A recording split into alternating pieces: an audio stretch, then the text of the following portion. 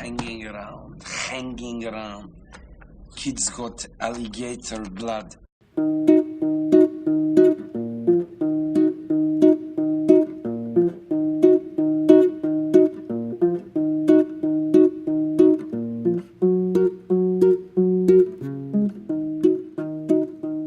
Do you ever find yourself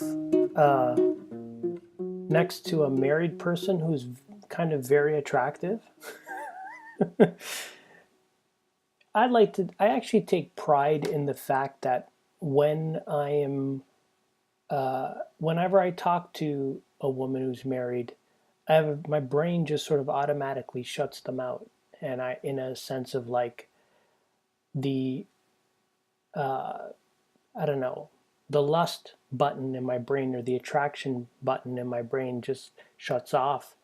And I don't look at them as like attractive. I just see them as like almost like a dude. I would say that's true like 99.99% of the time. I just don't look at them that way.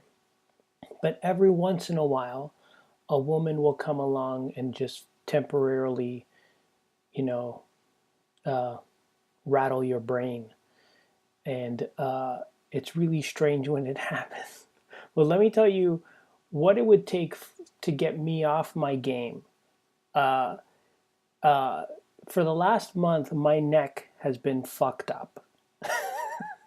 I'm getting to an age now where, I don't know, like I just feel pain more regularly on a physical basis.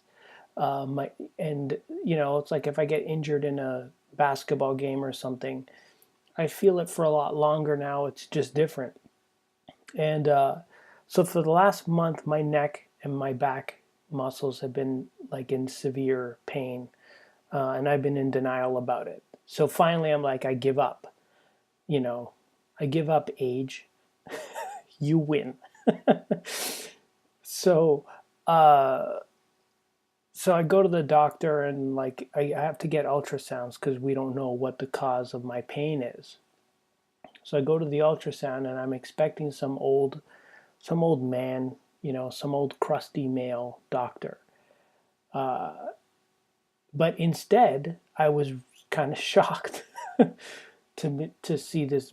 Suddenly, next thing you know, this beautiful woman appears, and I was really shocked. I don't know, because it doesn't happen that often that this beautiful person, a beautiful woman with long glorious. She just had this like long glorious black hair, tied in a ponytail with glasses, like straight out of like an adult film. Okay, maybe not exactly like an adult film because the women in adult films kind of have a plastic look to them. This woman is like naturally beautiful, not really wearing any makeup. She's just stunning. And I was like, uh-oh. And it's just such a strange thing to be alone in a room with a beautiful woman wearing this hot, like basically it's the hot doctor fantasy, you know? And I'm just thinking to myself, am I in the hot doctor fantasy scenario? How did I get here? Like, how did this happen? You know? I don't know if this has ever happened to you, but it's really strange when you're just like, wow, like one of my fantasy scenarios is actually here. I'm sitting on this, those, like when you're sitting on that piece of paper on a bench, so to speak. She tells me to take my shirt off. I'm alone in a room with a beautiful woman, a hot doctor, with this, and she has this really like sexy, I swear to God, she had this sexy, exotic, foreign accent. I don't know enough about the Middle East to place it, but like it could have been, Persian or something like that. So she's just got these beautiful, rich, dark hair, glasses, kind of looks smart, and she it's just so funny to be in that situation. And she's like, take your shirt off, and next thing you know, she's applying this. And I mean, this is like hot July too, like it's straight out of a movie. It's really hot. She's telling me to take my my shirt off. She's applying some sort of cold liquid on my back, and it feels like she's massaging me. And I'm telling you, for a brief moment, I forgot why I was there. I was just like, oh, this is really nice. And believe me, if it was my fantasy sequence would obviously have a very different outcome. But in the real world, you're just polite. But I remember thinking, do married women think what guys think? You know, or are my thoughts? Is my reaction typical? Like I'm assuming most guys are are gonna feel what I feel, which is there's this weird feeling of temptation and desire, and you know better, so nothing happens out of it. But just the fact that I feel temptation, like, does that make me a bad guy? Because I kind of feel like, no, it just makes me a male, or maybe it just makes me human. I want to believe that even even married women will sort of look at you like, well, if situation was different, or if I was single, this might be different. Obviously, that's still pure fantasy. I mean, do people ever really get it on in a doctor's office or in an ultrasound lab? Oh, yeah. So it was pretty funny. Uh, but I'd never been in that situation before. I felt like I was Patrick Swayze in some sort of romantic comedy movie or something. Well, maybe he's not known for comedies, is he? Patrick Swayze was more like the romance movie guy, like Dirty Dancing and Ghost. It totally felt like a scene in a movie, though. Hot doctor tells a guy take off his shirt, to build up a bit of tension. Uh, um, and it makes me think of like that's what's funny about romantic movies is they always have some sort of absurd sequence. Like in Dirty Dancing, they have this ridiculous dance sequence where he picks her up, or where he says things like "nobody puts baby in the corner." Or Ghost is to me one of the all-time funniest scenes is the idea of pottery. Like when someone's writing a script, did somebody look at that script and go, you know what, this is a sexy scene, but you know what would make this scene really sexy? Pottery. I don't think I've ever looked at pottery and said, well, this would be really sexy if I'm alone with a woman and we start building, start making pottery. Let's make some pots. And after we're done making pots, let's get really hot and heavy and assemble IKEA furniture together. Babe, let's do this. Like some people think Ghost is a good movie, but what really would have made that movie better is if Demi Moore could have gone to IKEA and Patrick Swayze as a ghost follows her to IKEA and helps her assemble furniture. And speaking of funny movies or ridiculous movies, I have to say one ridiculous in a bad way movie that I just saw is Whiskey Tango Foxtrot. I kind of thought it's odd that a Tina Fey movie didn't really get a lot of hype. And I after watching the movie, I can see why that film didn't get a lot of hype because it's pretty bad. Not to say that it was poorly made.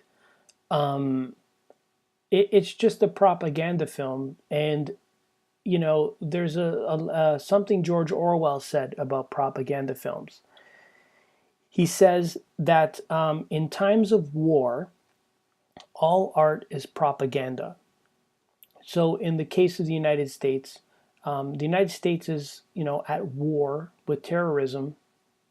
Although really, when you're an empire, you're basically at war with everybody. You're pissing off most of the world. And but when it comes to terrorism in particular, when you have a movie that takes place in Afghanistan, during times of war, that's going to be treated as a piece of propaganda, almost independently of what anybody wants to think about it, or independently of anybody who made the film wants to think about it. Like they might think of it as a nice story, but I just thought there was something gross about that film because it was like, it's as if they decided to make Eat, Pray, Love the sequel, Gone to Afghanistan. That's what it should have been called. Eat, Pray, Love 2, Gone to Afghanistan. It was because it was the main character, Tina Fey, is basically almost like on a spiritual quest, on a spiritual journey, in the sense that she's trying to find herself. She doesn't know who she is or what she wants. And just to show you how stupid this person is, she doesn't know who she is or what she wants, and she decides, I'm going to go to Afghanistan. And if you've ever seen Dirty Wars, the Jeremy Scahill documentary, you will know how absurd it is for someone to think, yeah, Afghanistan's a good idea. I mean, just the way civilians are being killed in Afghanistan, the way that the American imperialistic violence aggravates the problem of terrorism, is it's so unsettling when you watch it. I'm talking about Jeremy Scahill's documentary, that when you look at a movie like Whiskey Tango Foxtrot, you just think, who are these people? Like, what's wrong with these people? They're living in this bubble. Like they're the opening scene is they're dancing to Jump Around by House of Pain. Like these people are partying and drinking and getting laid. It's just horrendous. This idea of the United States trying to do good. And the movie itself was horrendous because the point wasn't, look at how idiotic our foreign policy is. Although it wasn't the point of the movie, although if you watch it, you ought to conclude in your own way, using your own judgment, you ought to conclude that this is just another example of the stupidity of imperialism and the people that sort of consent to it. But it's absurd that the movie is ultimately about somebody trying to find themselves while people are being brutalized and killed. And that's the unfortunate reality with these kinds of movies. The same is true of American Sniper. That the takeaway is always, look at how hard it is for Americans. It's just ludicrous. I recently tweeted an article that was on the cover of the Huffington Post online, which is how hard it is for Syrian refugees in Canada. I mean, and the post-traumatic stress disorder that arises from Syrian victims because they've been exposed to so much trauma, so much violence and bloodshed. And just utter terror. I mean, some of the stories you read about of Syrian refugees that are now living in Canada, and how hard they have it here. I mean, it's sad because what's tragic is they have it extremely difficult here in Canada, which puts into perspective how horrible their life is or was prior to coming here. So it's hard, not to have your heart go out to them. These are very, very difficult times for to be a Muslim, I think, for the most part, in the sense that I hate when the right wings pundits talk about Islamic terrorism as if white Americans are suffering the brunt of it, when the reality is Muslims they're the biggest victims in when it comes to terrorism. So it's when you see the lives of Syrian victims, and some of them, like one of the stories was this mother had her daughter going to school, a Syrian mother who's a refugee, and her refugee daughter has gone to school. The mother forgot that she had made an appointment for her daughter to go to the dentist. So when she went to pick up her daughter at school, her daughter wasn't there, and she flipped out, thinking that her daughter was kidnapped. Because where she was living, kidnap was a common occurrence. To have members of your family taken away from you abruptly, just ripped out of your life, it's terrifying, I think. And to the average Canadian like me, just kidnapping just seems like something you would only see in a movie,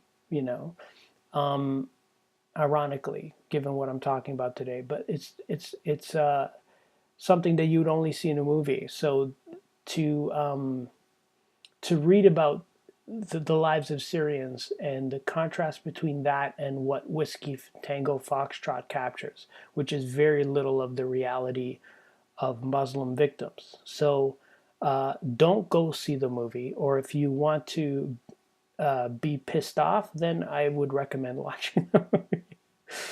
But yeah, it's not a very well thought out film. It was just designed to ensure that Americans, it's one of those movies where you can tell like the kind of decisions they try to make is to appease Americans, and it's like if you're going to try to appease Americans, then don't bother making the movie. Stop trying to make films about Afghanistan in a way that appeases audiences. You know what I mean? You're not going to make a blockbuster movie about Afghanistan that isn't a pile of shit. And it's not a knock on the actors because there are a lot of talented people. Like Billy Bob Thornton is a great actor. Tina Fey is a very funny comedian.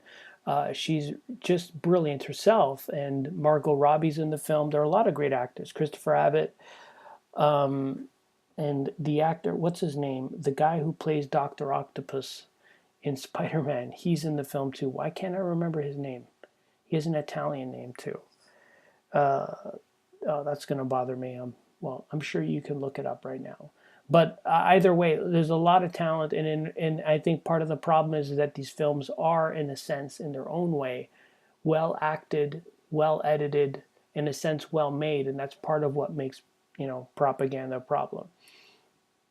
Is you can watch that movie and leave with a certain impression that's very inaccurate, and that's the problem with well-made propaganda films. Anyway, so don't watch it, or if you want to get annoyed, then watch it. The other thing, I just want to say too that I'm going to try to make it a regular occurrence to share some of my music, so stuff that I've been writing. I'm hoping to have for you next week some music that I recorded while I was doing my master's degree. I was able to get some good sort of production value out of the songs that I was writing. And what I'm trying to do is to have my music play almost like a soundtrack to 2001: A Space Odyssey. Now, the last time I tried to do this, my computer crashed. And I almost lost everything that I had in my computer. It almost destroyed my computer. So that's what happened last time. So I was very hesitant to try to make a sort of a movie with my music on it because the last time I'd almost destroyed my computer. So, but I think I figured out how to do it, and it's not as hard as I thought it was. So I'm going to try to have like a short EP and share it with you guys and kind of talk about, I don't know, just the kind of stuff that's been inspiring me recently. And I figure I might as well do it now as opposed to never. There just comes a time where you got to share the things that you're passionate about. And you just got to tell yourself it's now or never. And that's kind of how I feel about a lot of the music that I've created. I'm just looking for a forum to share with you guys. So look out for that next week. You've been listening to The Sixth Podcast with your host in the machine, Pablo Petrucci. If you want, you can check me out on iTunes. Just search for The Sixth Podcast. You can even add Pablo or Petrucci, and then you should be able to find me pretty easily. And feel free to write a review. It's important for this podcast to get noticed or recognized. The more reviews there are. You can also find me on YouTube. Again, searching The Sixth Podcast, Pablo Petrucci. Anything along those lines, you'll find me on YouTube. You can subscribe to me on YouTube, and you can find me also on SoundCloud. If you want to download for free, you can also download on iTunes and on SoundCloud. Until next time.